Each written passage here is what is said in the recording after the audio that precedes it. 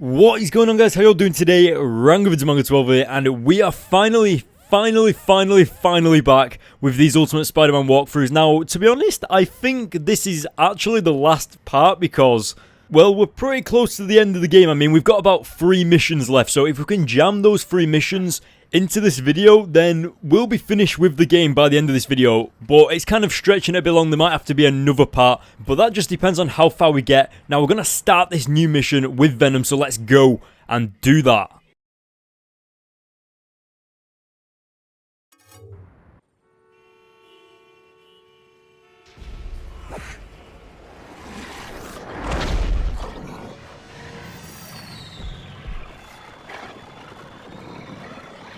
I require a sample.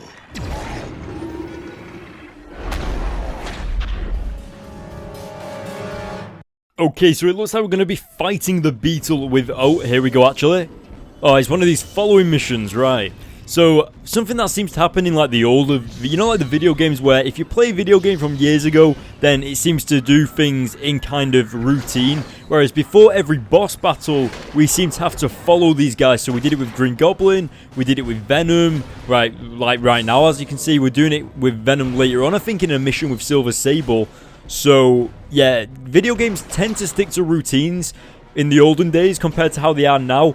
One thing that we can't forget about in these videos is that I actually discuss comics, think like Ultimate Spider-Man comics and stuff like that, but right now we've actually jumped into the new Secret Wars 2015 event that's happening right now, and we've had Civil War issue 1, we've had Spider Island issue 1, we've had Renew Your Vows issue 1, all of these new issue 1 Secret Wars tie-ins in the comics right now. And if you don't know, guys, I've actually reviewed all those issues. If you want to go check those out on my YouTube channel, I might as well give you like a little bit of a rundown of how crazy everything is. Last time we did this Ultimate Spider-Man video, it was actually before Secret Wars even started. Is Beetle moving? Because I just seem to be getting closer.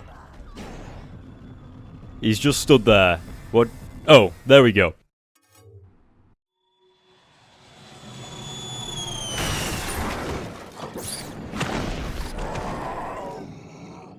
Damn, Venom is gonna gobble him up and spit him out.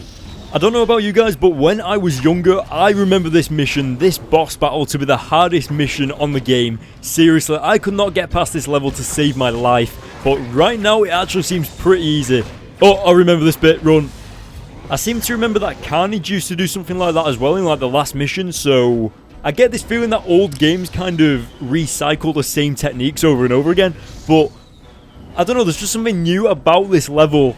It doesn't seem as annoying as what, like, say, like, if this boss battle was in, like, a present-day game, then it kind of gets slated a little bit because it's kind of repetitive, but because you know that this game is old, it's just fun. There is no, you don't actually slate it, you don't think it's bad or anything like that, you just think it's plain fun, and that is awesome. Now, diving on back over to the comics side of things, we're actually reviewing Ultimate Spider-Man from issue 1 all the way up to issue 133 and beyond on my YouTube channel, and we're up to issue 21 right now. Now, some of you guys are like, Rango, where the hell is issue 22? Where's the rest of it? Don't worry, guys, it's just been a little bit of a crazy week. I mean, I've had Comic-Con, I've been to London twice last week. I mean, I live in Manchester, so that's like a 5-hour drive to get down to London. So I've been twice to London just this week, and I know it kind of tires you out because you sat in a car for 5 hours. So as soon as I got home, I just crashed out for like 2 days. And before I forget, guys, make sure you check out my... What the heck is happening? Oh no, I remember this part. This is what I could not beat. This is why the level was so hard. And those annoying lasers. Anyway, going back to what I was saying, make sure you check out my Comic-Con video because I did actually meet Dan Slott, who is the writer for the Amazing Spider-Man comics. I asked him a few questions about what he's doing with the Amazing Spider-Man, like the new series that's coming out in October, you know, with the new suit and everything. He kind of just, like, didn't say anything about that really. Like, I asked him and he just said, oh, it's a little bit crazy, blah, blah, blah. But then he did break out into many different stories, which are pretty awesome if you want to go check that video out by clicking the annotation at the end of this video, and you'll get to see that. It was pretty awesome. I actually drove down to London to Comic-Con, filmed a bunch of stuff that was there, showing you all of the comics and craziness that was in Comic-Con as well, and that was awesome. Actually, this is a pretty good time to give my thoughts on what I think is going to be happening after Secret Wars ends, and what, because in case you guys didn't know, what happens at the end of Secret Wars and whatever is left, like whatever superheroes are left, are what is going to be in the new Marvel Universe. So after Secret Wars, there isn't going to be like a 616 universe or an Ultimate Universe or anything like that. It's just going to be one huge universe, and whichever superheroes are still left alive are going to be a part of the new Marvel Universe. So we've got Miles Morales and Peter Parker living in the same universe. I also heard that Peter Parker is taking Parker Industries worldwide. So Spider-Man's going to be going to London and all these crazy places all across the world. So that's going to be interesting to see. And what's also interesting to see is that I have nearly killed I've nearly defeated him.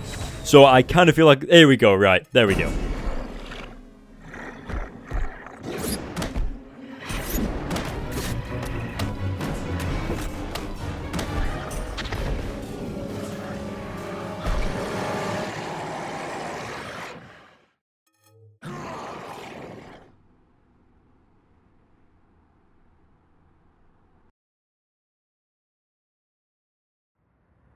Alright, so it seems that we've finally returned to being Spider-Man. Venom was a little badass right there, and I don't know, there's something about the Ultimate Venom that just screams coolness amongst Venom fans. Like, if anyone's going to be a Venom fan, I think the majority of people like the appearance of the Ultimate Venom a little bit better compared to the 616 universe.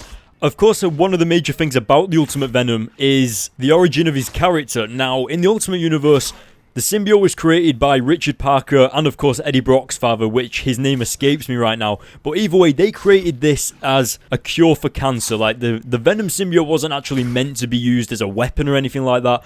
But in the 616 universe, the Venom symbiote actually came around in Secret Wars issue 8, like the old comics. And then, of course, it came down on a meteor and all that crazy stuff, if I remember correctly. If I get that wrong, then that's just, like, sorry about that. So I can understand if any of you guys don't like the origin of the Ultimate Universe of Venom. I mean, that's just created specifically for the Ultimate Universe, but I think the majority of people would probably prefer the appearance, you know, just like the look of the Venom symbiote in the Ultimate Universe, just because of Matt Bagley's artwork. Of course, I'm not saying that as a definite, like, thing, but I think just, like, from what I've seen, most people prefer the Ultimate look. But yeah, let me know in the comments about that actually, because that'd be really interesting to know. Mysterio is my favourite character, funnily enough, and he doesn't even exist in the Ultimate Universe. I'll get onto that more in a second because we're about to start this mission, so let's jump into it. If I remember, yes, I am right. This is the Silver Sable mission where she pretty much knows that Peter Parker is Spider-Man. I can't remember whether that's true in the Ultimate Comics as well, but yeah. What?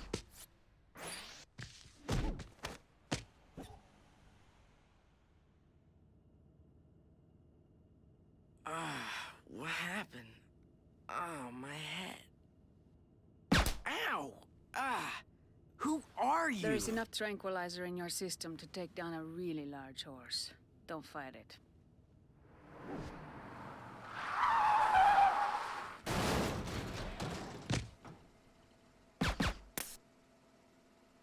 I know who you are, Peter Parker.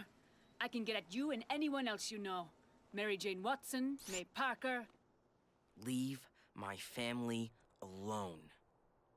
Get in the damn car. Yes, Silver Sable, you better stay away from Peter Parker's family.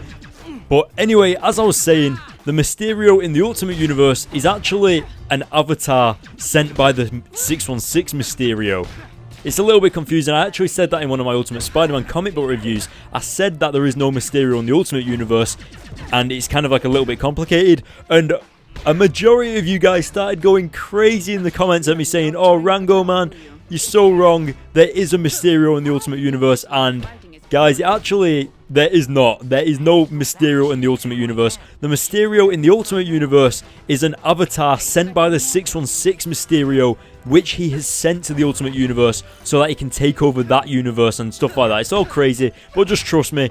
That's actually one of the main reasons why the 616 Mysterio is in the Spider-Men miniseries. You know, the crossover between Peter Parker and Miles Morales? Yeah, that is why 616 Mysterio is in that crossover, because it is his fault that the 616 Spider-Man ended up in the Ultimate Universe, because Spider-Man went through one of his portals to get to the Ultimate Universe. So why else would you think that 616 Universe Mysterio has a portal to the Ultimate Universe?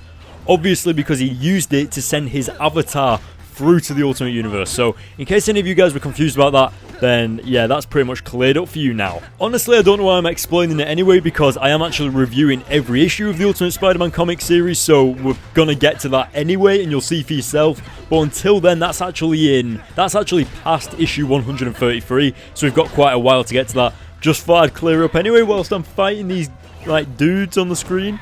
Silver Sable is actually one of the most really annoying characters on this game, because she freaking blocks everything. Oh, I did it.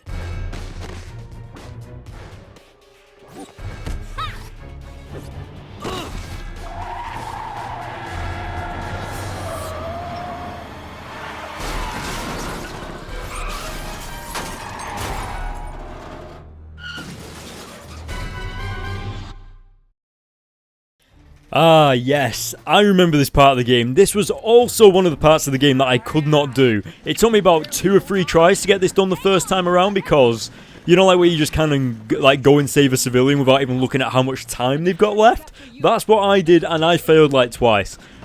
Always the guy that was on the ledge up like at the top of the bridge, he was the guy that always fell, because I always failed to get to him, because of these old Spider-Man games.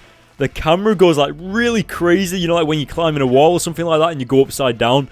The best game that actually did the best camera was the original Spider-Man PS1 game, and they did it perfectly. I think they made the ceiling see-through so that you could kind of see over Spider-Man, if you get what I mean. So that was pretty awesome, but nice and easy. There we go. I actually managed to get him for the first time, thank God. So we're going to drop down quick before this car... Actually, it's not actually that far away, so... Left trigger, right trigger, left trigger, right trigger, left trigger. There we go. I don't know if you noticed earlier, but the green thing... Is he going to do it? Come on. Finally. What the heck?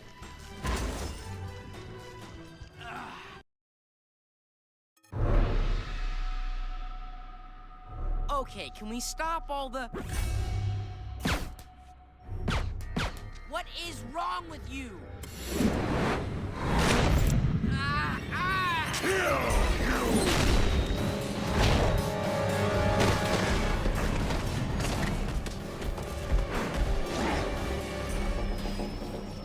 You're just gonna stand there? Thinking about it.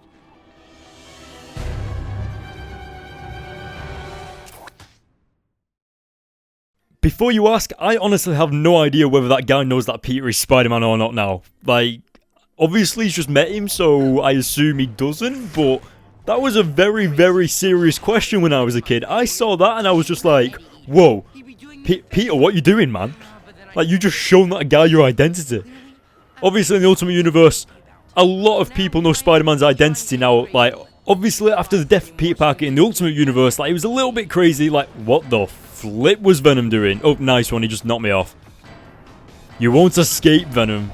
Anyway, what I mean is, Peter Parker pretty much, like, his identity was known to quite a lot of people before he died. I mean, Norman Osborn, Nick Fury, obviously before he knew who Nick Fury was, Captain America and a bunch of the rest of them. Like, just...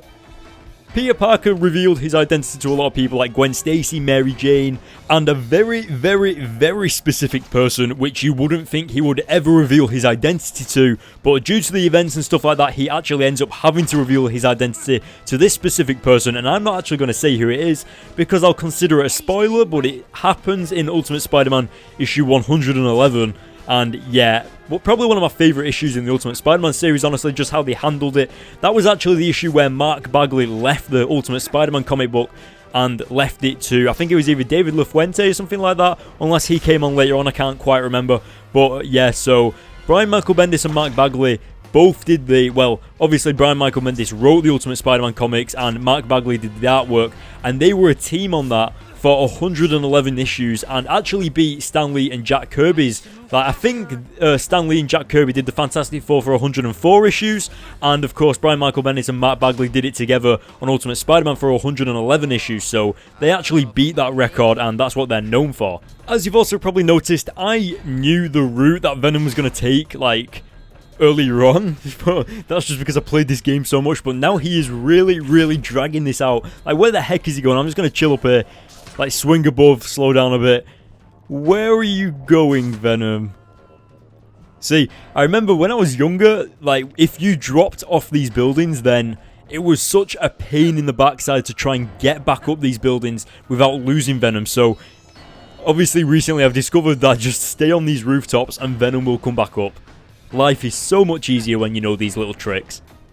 Also, if I remember correctly, I'm pretty sure that we've got to fight Venom in a second. Like, I can't exactly remember what happens to Silver Sable, but I'm pretty sure we fight Venom somewhere. Like, where the heck is he going? Ah, here we go. Right, now it makes sense. We have to protect Silver Sable as well? Why? She tried to kidnap us. Oh, Venom's doing that really annoying block thing as well, where if you hit him at the wrong time, then he hits you. Come on, Venom, man. Please just lie down on the floor and just be defeated. Does Venom's hunger go down as well? I'm pretty sure it does, unless it just makes his hunger and make his life go down when we're playing as him, which would be so freaking biased in terms of playable-ism, play mechanics. I think I have this really vague memory of trying to make him throw like that, like throw cars. Oh, this car's gonna explode. No, oh, that was so not my fault. On the plus side, at least Silver Sable's health isn't going down. I think we're doing a pretty sweet job of keeping Venom away from her, and the game is even congratulating us, telling us that we're doing excellent as well. So that's pretty cool. I think the way it works is that every time Venom throws a car, it kind of makes him vulnerable, you know, like he's kind of off guarded. So I think after he's thrown the car, you have to jump in there and hit him. Maybe if we're, yeah, jump, hit. It's working. Woohoo! Also, whenever Spider-Man's like spider sense goes off, you try and jump out of the way and it never ever works. Like, now, and I'm pressing A and it's not doing anything, like what the heck? I've just realised that Venom is pretty much nearly dead right now. Like, we've nearly defeated him, so maybe if we could... Oh, he got me. And that car's going to blow up. That was so close. Come on. Come on, Venom. Come on, run over. Try and hit me. It's okay. Not going to hurt you. Just going to defeat you and black out and punch you in the face. Come on. This has got to be the last hit, at least. Yeah? No, what? Oh, there we go. Finally.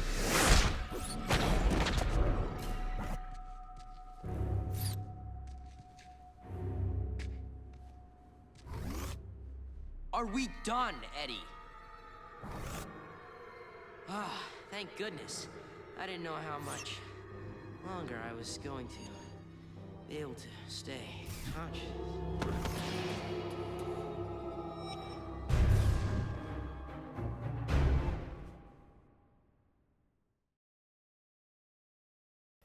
Right, so I think that we're actually about to jump into the last mission right now. I distinctly remember Venom and Carnage being on the front of the last mission, so maybe this is it. I'm not too sure, but wait.